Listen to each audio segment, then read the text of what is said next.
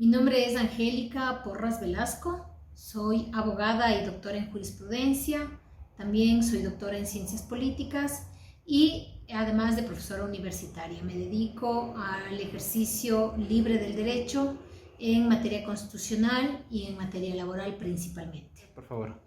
Bueno, yo debería empezar diciendo que esta sentencia constituye un verdadero hito histórico en el debate que siempre desde hace varias décadas se ha presentado en el mundo jurídico respecto a la libertad de expresión y sus límites.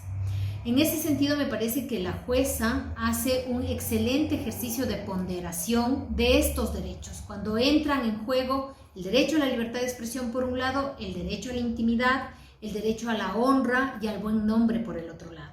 Esta es una discusión teórica que viene en los libros de texto desde hace mucho tiempo, pero que en el país en ningún momento se ha discutido como ahora, porque estamos considerando que en esta acción en la que la jueza se pronuncia, una ciudadana es la que demanda, es la que acciona mediante una acción de protección en contra de un medio de comunicación. No comúnmente como se discute que es un medio de comunicación frente al Estado. Entonces, cuando es una ciudadana común y corriente la que le dice a un medio de comunicación, ustedes han excedido los límites de la libertad de expresión porque han entrado en mi vida privada, en mi vida familiar, han expuesto mis nombres, han expuesto los nombres de mis hijos sin mi permiso, justamente eso permite considerar que los derechos fundamentales, todos los derechos fundamentales, no son absolutos. Es decir, tienen límites y estos límites siempre son los derechos de otras personas. Entonces, resumiendo, lo que hace la jueza Garcés es justamente, por primera vez en el caso ecuatoriano, un hito histórico en el debate de estos dos derechos fundamentales que son el derecho a la libertad de expresión y el derecho a la honra, el buen nombre y el derecho a la intimidad. Primero situemos bien el tema de la sentencia, ¿no? El caso específico es en contra de un medio de comunicación, La Posta concretamente, que hace un reportaje en donde exhibe la identidad, las fotografías y documentos caracterizados como reservados de una denuncia de un posible maltrato, una posible violencia intrafamiliar. Este proceso fue ratificada la inocencia de la persona a la que supuestamente se le acusó, es decir, al esposo de la señora Schettini, el señor Freddy Carrión. Lo que pasa es que cuando se exhibe, La Posta no tiene ni la autorización de la señora para exhibirlo, ni tampoco cuida la intimidad personal y familiar de la señora. Exhibe partes de la denuncia, que además denuncia dentro de un proceso que fue calificado de inexistente la infracción porque se declaró la inocencia, pero le pone la fotografía y durante todo el reportaje sostiene que la señora efectivamente fue víctima de maltrato, cuando hay una sentencia declaratoria de inocencia. Entonces ese es el contexto. ¿Por qué es importante el contexto? Porque estamos hablando de una persona particular frente a un poder que es el poder de comunicación de un medio de comunicación. Esto supone que la señora, por ejemplo, no tiene manera de defenderse, porque no es que la señora quiere réplica, no, la señora quiere que su vida privada no sea exhibida al país entero, y más aún cuando hay una declaratoria de inocencia, y más aún cuando los principios de confidencialidad contenidos en la ley orgánica para prevenir y erradicar la violencia intrafamiliar dicen que no se puede exhibir los documentos relativos a la violencia intrafamiliar sin el permiso de la víctima. Entonces, la jueza lo que hace es, en ejercicio de las normas legales y constitucionales, decirle a un medio de comunicación, la libertad de expresión tiene un límite. Y ese límite, respecto de las personas particulares, en esto quiero ser muy enfática, de las personas particulares, porque ella no es funcionaria pública. Respecto a las personas particulares, tiene que cuidar que no se viole su intimidad, la de su familia, y tampoco que se viole su buen nombre y honra. Esto obviamente significa que los medios de comunicación tienen que mirar quién está al otro lado, a quién están afectando, porque tanto la libertad de expresión como los otros derechos de la honra y el buen nombre son derechos fundamentales y entran o pueden entrar en conflicto en un caso concreto, y el juez tiene la obligación de ponderar, es decir, de saber cuál de los dos en el caso concreto tiene prevalencia, como ha hecho la jueza Garcés, que además cuando emitió la sentencia de manera oral lo hizo con una argumentación muy sólida, porque ella entró a ponderar y dio las razones por las que en este caso concreto tiene más valor el derecho a la intimidad que el derecho a la exclusión. Sí, efectivamente, ellos apelaron ese mismo día.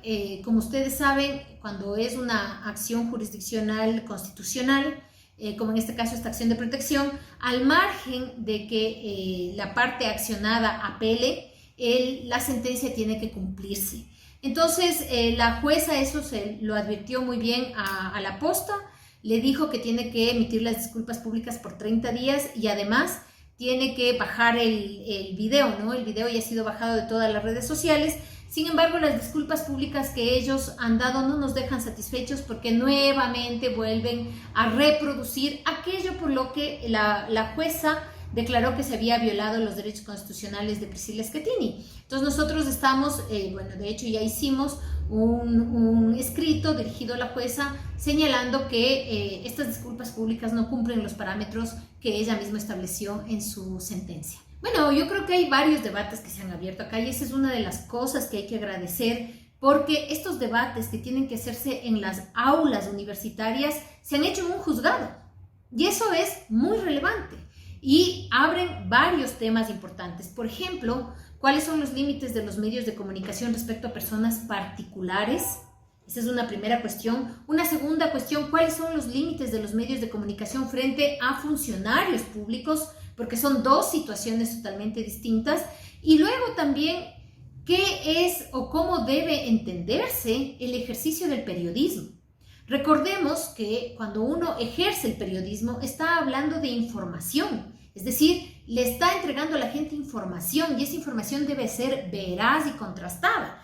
Entonces, hay límites o exigencias de la calidad de esa información. Una de ellas, como he dicho, que sea veraz, pero otra que se distinga claramente lo que es opinión de lo que es información. La información es relativa a los hechos. Entonces, si yo estoy haciendo un reportaje sobre hechos, tengo que guardar cierta relación entre lo que digo y los hechos. Y tengo que diferenciar cuando lo que yo estoy haciendo es una opinión y cuando lo que yo estoy haciendo es entregando información.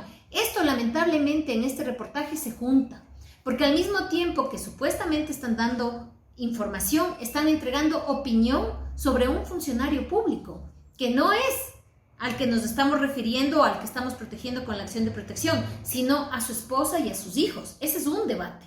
Los límites según sea persona privada o según sea persona pública.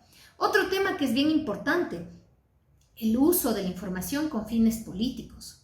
En este caso, este reportaje tenía un objetivo político, y es justamente influenciar, conformar la opinión pública respecto del juicio político que se iba a llevar a cabo 3 días después. Este reportaje salió el día viernes y el día martes se votó sobre el juicio político de Freddy Carrión. Es decir, se utilizó la vida de una persona privada, de una ciudadana común y corriente y su familia, con fines políticos. Y eso, desde luego, que está prohibido para los límites éticos del ejercicio de la profesión periodística.